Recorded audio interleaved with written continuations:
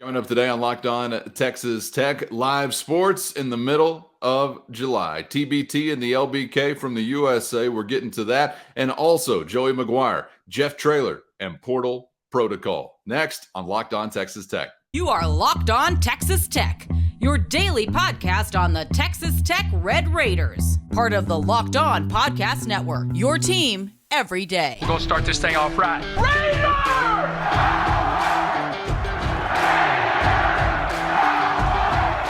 Everything runs through Lubbock. Great to see you again on Locked On Texas Tech on the Locked On Podcast Network. Thanks for making us your first listen on YouTube or anywhere you get podcasts. He's the only Chris Level. I'm Casey Cowan. Chris, great to be back with you today, and I'll be damned. Let me check the clock and the count. July 19th. I swear this says we have live sports to discuss today because the basketball tournament is back in the LBK. TBT action coming to you beginning this evening from United Supermarkets Arena. Of course, we got the Air Raiders back in the mix with many of our favorite Red Raiders back in red and black. If Tech is a winner, I believe this is a Wednesday, Friday, Sunday kind of schedule, but we got lots of hoops coming to the 806, Chris, and this is an event that first got my attention last year. I got into it watching Tech's team a little bit, got familiar with the Elam ending, which is one of the more intriguing parts of this tournament. And I remember seeing some of the environments on television and thinking, man, this would be cool if we could get this in Lubbock. I wonder what kind of showing you would have. Well, we're about to find out because you got it at the USA, man, and it should be a lot of fun beginning tonight.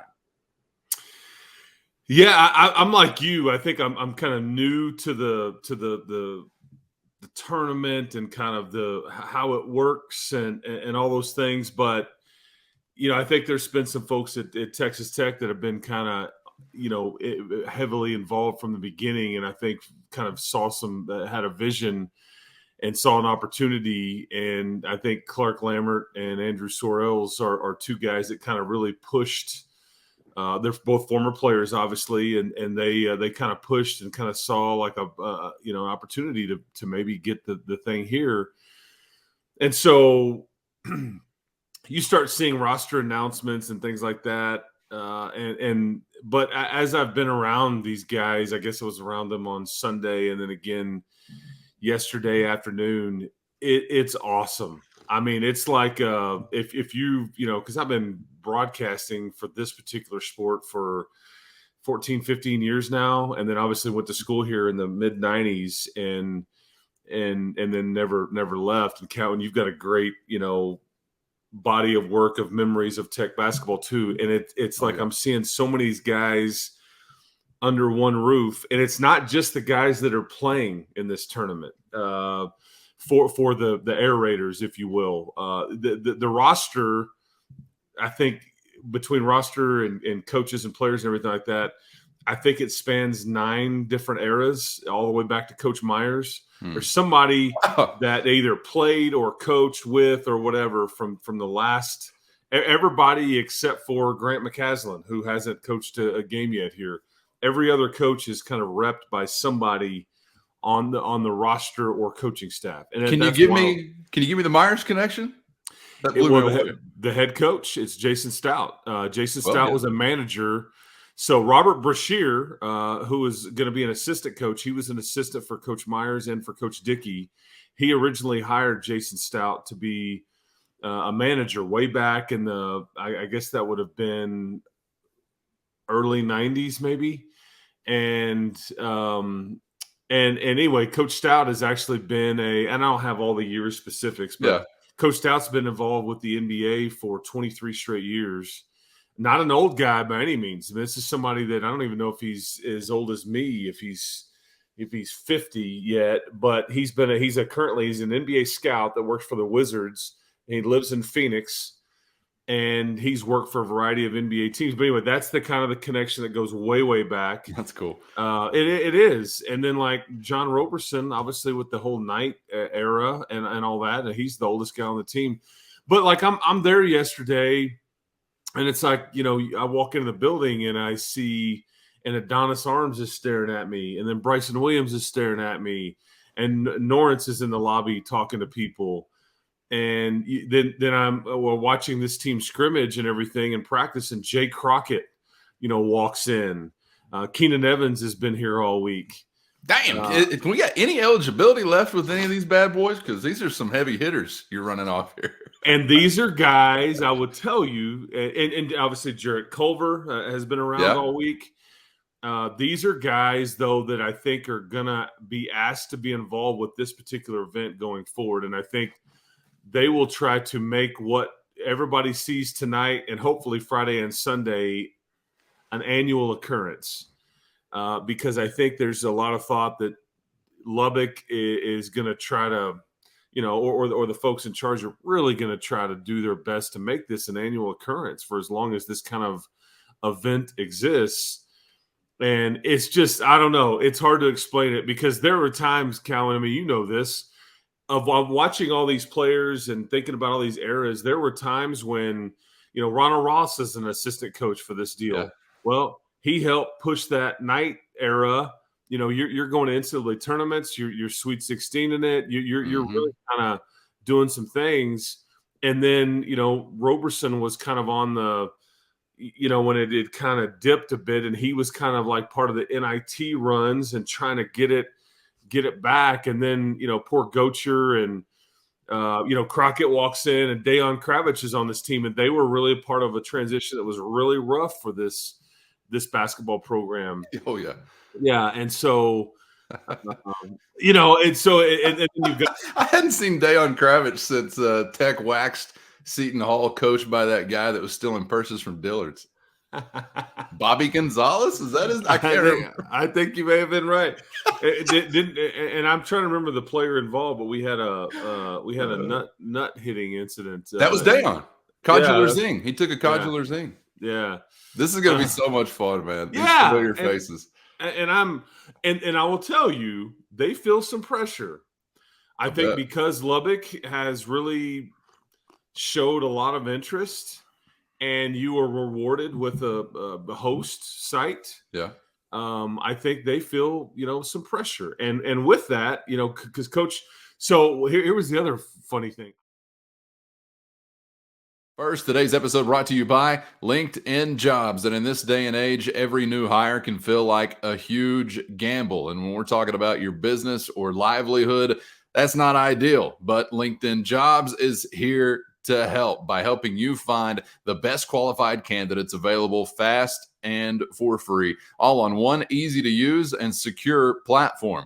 Simple but specific targeting tools allow you to focus on candidates with just the right skills and experience so you can quickly prioritize who you'd like to consider. They go beyond just resume data by using insights from your job post, company, and their 875 million member profiles to put your post in front of the most qualified candidates faster than anyone else. So go to linkedinjobs.com/lockedoncollege. That's linkedinjobs.com/lockedoncollege today to identify the most qualified candidates and connect with them fast and for free. Just like a bad hire could sink your ship, the right hire could take your business to new heights this year. And it's no coincidence that small businesses rate LinkedIn Jobs #1 in delivering quality hires versus leading competitors. So post your job for free at linkedin.com/lockedoncollege. It's so easy. Even a podcast host could do it. That's linkedin.com/lockedoncollege to post your job for free today with LinkedIn Jobs. Terms and conditions apply. So here was the other funny thing. I think this is almost like a part 2 of the conversation, but yeah, this has been great for Grant McCaslin. This event, this homecoming, because at no other time that I've ever been around or seen, and it not to mean it doesn't exist, I just wasn't aware of it, but have this many guys been back here on campus at the same time? And we're talking, these are all pros. These are all guys that play professionally, that are still trying to make a go of it in the NBA or playing for big dollars. I mean, Jay Crockett, I'm like, hey, man, where are you playing now? He's like, Japan. What Keenan Evans, where are you playing at? Lithuania. I mean, and these are some big-time overseas leagues. Like, they're getting big-time dollars and playing in front of sold-out crowds and all these things. but it's been fun to watch Grant be able to have all these guys get to know him, and then his team scrimmages this TBT team on Monday. They scrimmaged them this past Monday just to kind of get prepared for the games tonight. And so I just think it's kind of, I don't know, I think it's been really good for Grant, kind of meshing the past with his current and letting him get to know these guys, because he's known who these guys are and even coached against them in some instances. But I think it's been a win-win for Grant and for Lubbock so far. Well, you got to give me something in on Monday. What are you seeing? Anybody showing out? I'm talking current Red Raiders, because we hadn't even had a peek at what this group looks like, but that's pretty interesting to consider. Not only a scrimmage, but scrimmage in a team like this with some seasoned and older guys. Yeah, and I will say that, Grant mentioned yesterday that, Joe Toussaint has just gotten here. He did not participate in that scrimmage on Monday because I think his first practice was, on Tuesday. Devin Cambridge has been in the building, but is just now beginning his process. So you're without those two of your latest additions. I think Warren Washington was a handful. I think Pop Isaacs, as you would expect, was a problem. But I think the TBT guys did fairly well. And again, it's a bit disjointed. It's a bit. I think the older guys got a bit tired. The younger guys, the younger guys with the current team, you could just tell the difference between a seasoned pro. Because some of these guys playing for this TBT deal, they are like grizzled vets. Yes. All of a sudden, they've been overseas for 6 to 8 years, and that they've been playing in a variety of different leagues and against talent and all that, and it's pretty fascinating to kind of see the versions of them now and what I remember of them as a college player, and it's very different. I don't know if I could do it, Callan. I'm like talking to Jay Crockett yesterday. I'm like, so Japan. He goes, yeah. I go, is that a good experience for you, or like tell me how that works? Because they have to go where the opportunity is and where the money is and all that. They don't get to pick their teammates or pick necessarily their location. And compared to other general vocations in the States, pretty good money too, right? I think so. But I'm excited about what's to come tonight. I think they play a team called the Purple Hearts. It's coached by a former NBA guy named Dwayne Coswell that I think played for the Sacramento Kings for a long time. It's some mid-major guys. On paper, you would appear to be a lot better, but okay. There's a Sacramento connection. I think so. This is not anything military related. No, it's Dwayne Coswell, and I think his son is on this team, and I think they're kind of I think their cause is that I think that his goddaughter, there was a unfortunate tragic accident, and I think they're kind of almost playing for money to go to the reason why the tragedy happened or something along those lines. But it's not a military. I think it has to that still hits you in the heartstring. Yeah. But I was thinking these are going to be like Purple Heart winners that I'm out there booing in a costume on a Wednesday night. I was going to rein it in a little bit, just a little. I mean, not everything, but just a little bit. Okay, that's interesting to know. I'm excited for this environment, Chris. I'm not expecting 15,000 in the building, but I think it'll be raucous. Yeah, and they've sold, I think this was a rumor, but I think they've sold like close to 7,000 tickets up front, and I think you may get a lot of walk up and all that. Some of the parts of the arena will be blocked off the way it's been explained to me, and so a bit of a different like setup or layout compared to like maybe a Tech game down on the floor. And these games go quick, so before your game tonight at 6, because your tip is set for 8:00. The Air Raiders are tipping at 8:00, but at 6:00 you have the University of Texas team going against the University of New Mexico team. And, the Texas team has got Cam Ridley, Mick Kabongo. I think Kerwin Roach may or may not be on this team, I think. But, and they're coached by Reggie Freeman, who was a longtime Tech nemesis from whenever he was playing for Tom Penders back in the day, whenever Lance Hughes and Sasser and that whole group, they had some great rivalries. And then the New Mexico team is coached by Kenny Thomas, longtime NBA guy as well, that played at University of New Mexico. So you would get the winner of that 6:00 game on Friday night. And the Elam ending, man, is awesome. I mean, I watched it play out in front of all the media did yesterday when they were scrimmaging, and the one team that had led the entire scrimmage, they stop it with 4 minutes and they set the, and so for those that don't know, the team that's winning, you just have to score 8 more points. If you're behind by 7, you would have to score 15 points. So they just, whoever's winning, add 8 to it. That's the target score. The clock comes off, and then you just play. And it's like open gym until that total is reached. And my man Parker Hicks drained a 3 to win the game from the team that had been trailing the whole game. And so the Elam ending, he drained it. So even got a little shimmy out of P. Hicks. Todrick Gocher was awesome in the scrimmages. He's been, you could tell he is a pro. And I mean, I don't know. I think it's going to be a lot of fun for fans that don't have a lot going on this time of year. If you're into Tech basketball, man, you will dig it.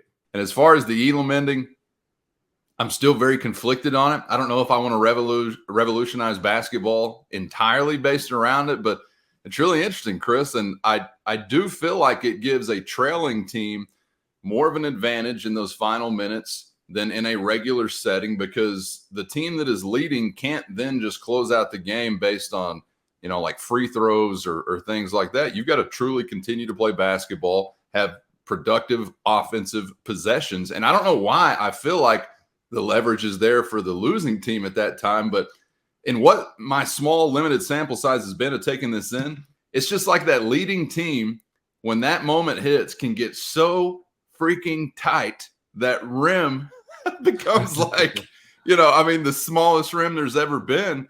And it really adds an entirely different dynamic to the finish of the game. Maybe that's just me. I don't know who the advantage lies to in that one. Well, you can't milk the clock. Yeah. Because it's a non-factor. Now I will tell you, if you're a bad free throw shooting team, this could end up saving you. Right. The Elam ending could end up saving you. So there's different components of it. Bottom line is, think of it this way.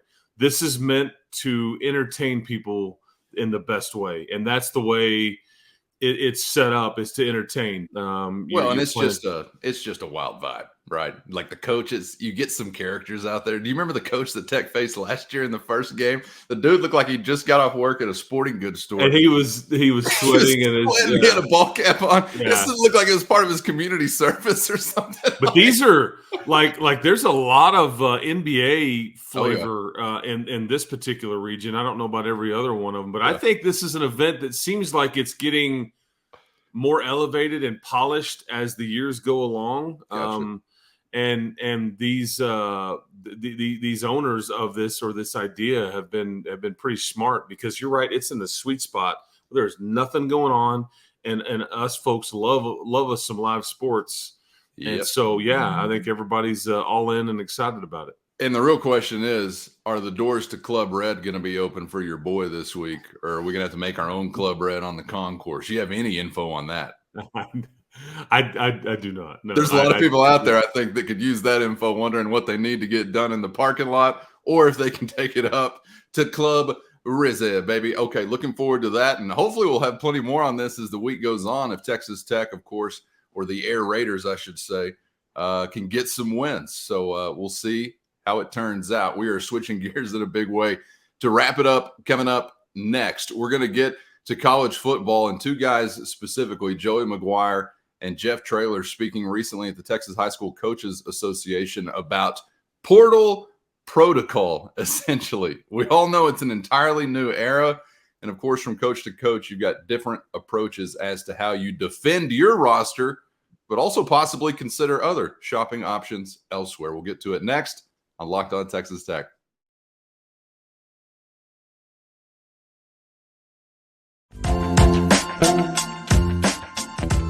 Thanks for joining us once again on Locked On Texas Tech on the Locked On Podcast Network. Thanks for making us your first listen on YouTube or anywhere you get podcasts. Make sure you're subscribed on YouTube or wherever you got this podcast so you never miss an episode. Back to wrap it up with a football conversation today, Chris, and it's a result of conversation had at the Texas High School Coaches Association. I want to let you hear two pieces of sound here from Tech head coach Joey McGuire and UTSA head coach Jeff Traylor talking about their approach to the portal. And I want to kind of get your thoughts on the juxtaposition here because they're kind of talking about two different things as it relates to the portal. Coach McGuire is talking about protecting the roster that he's already got, somewhat re-recruiting guys.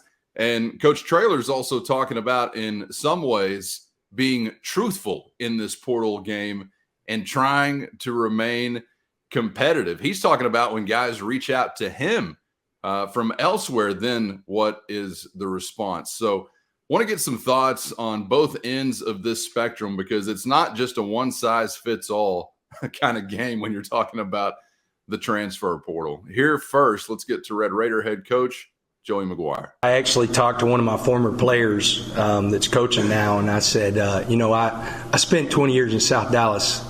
I know how to make sure that the Cedar Hill players stayed in Cedar Hill.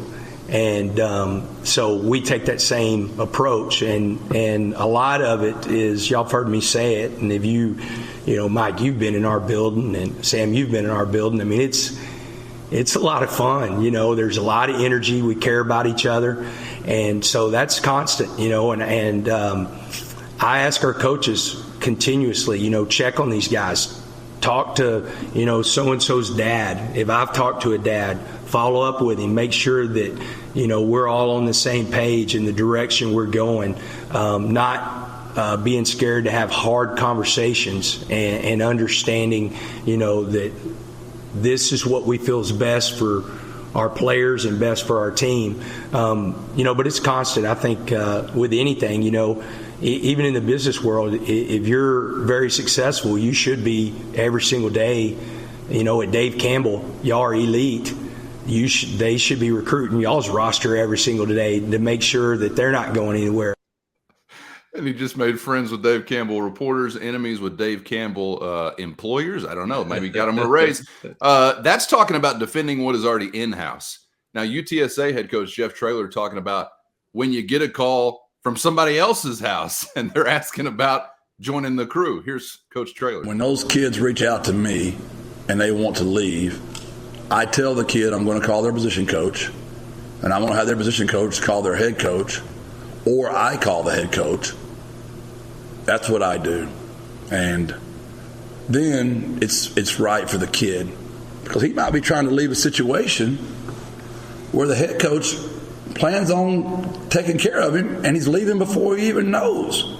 So I won't be specific, and I know some people have said, well, why won't he name the names? My buddies know who I call. I call them. And so far, every kid that's called me wanting to leave that place, when I call the head coach and they get back in there together, the kids have never left. So obviously it went good for that kid and that coach. I would hope somebody do the same for me.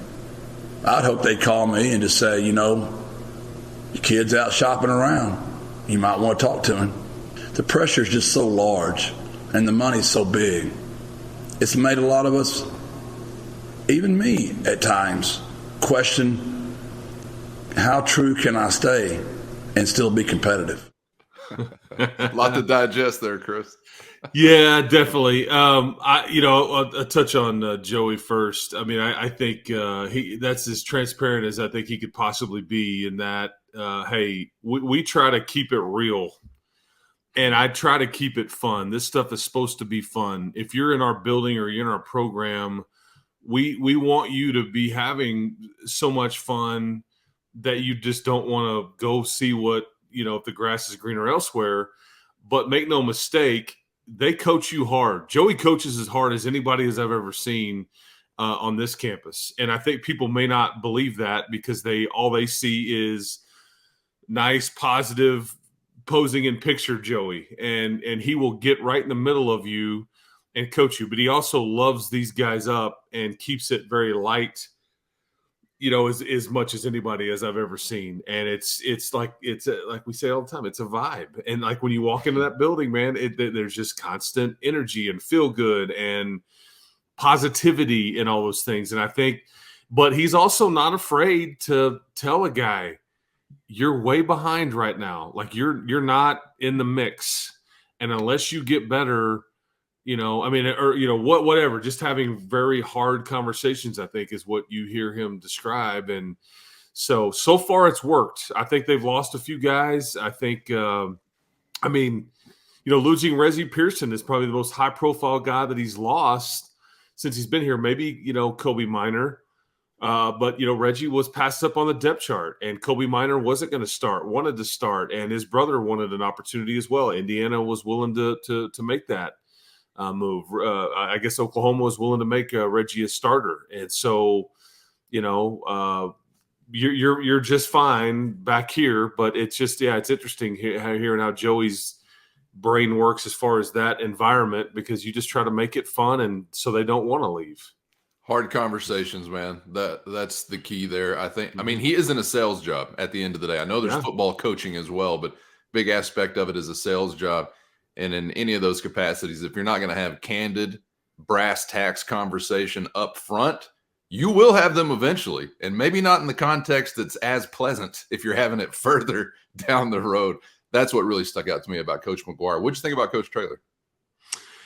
Yeah, when I first read this headline, I thought it was I misunderstood the context, because I thought it was when he finds out somebody's trying to come after one of his players, he just calls the other head coach and confronts them. But instead he's trying to do people a solid, whether it's be player or coach, and say, hey man, I've heard from one of your kids, I'm being transparent and upfront, but I like both of these guys, and it's funny because they're both really good friends. They're both longtime high school coaches. They're kind of cartoon character-ish in some ways, and I love that about both of them. But I thought it was interesting that Jeff Traylor says at the very end of that clip, I don't know how competitive I can be if I'm not, I've got to, or how honest I can be. I mean, he's just kind of the way he phrases it. He's like doubting his own principles as he kind of tails off with his soundbite there. He's letting everybody know subtly, I am the honest one. And boys, I just don't know how much longer we can win games with me being so damn honest. Yes. And that may be truthful, but pardon my life of being a college sports fan, I'm a little skeptical that wasn't a specifically intended message, I guess, to include there. But if he's doing that, more power to him. But I'll tell you, the answer to that question at the end, how long can you keep being that honest and competitive? Probably not very long, Jeff. You got to quit calling these other guys. When good players want to join your roster, you probably should quit giving the other guys a heads up. I wonder how often that actually happens, either with him or anywhere else in the country, because I think it would take a very special relationship to find yourself wanting to do something like that, because at the end of the day, it is an ultra competitive business, which I guess every business eventually becomes. But some interesting perspectives there from Coach McGuire and Coach Traylor. All right, Chris, going to see you at United Supermarkets Arena in just a few hours, and hopefully further on into the weekend for what should be a wild and woolly affair, man. Looking forward to it. Maybe we'll have some winning hoops to talk about tomorrow.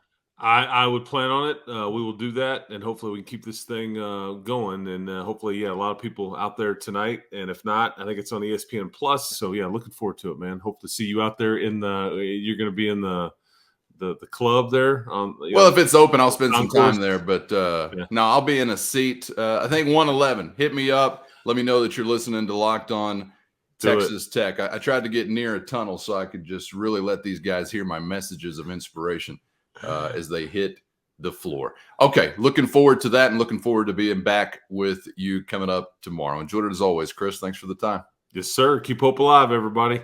And subscribe on YouTube or anywhere you get podcasts so you never miss an episode. For Chris, I'm Casey. We'll see you for the next round on Locked On Texas Tech.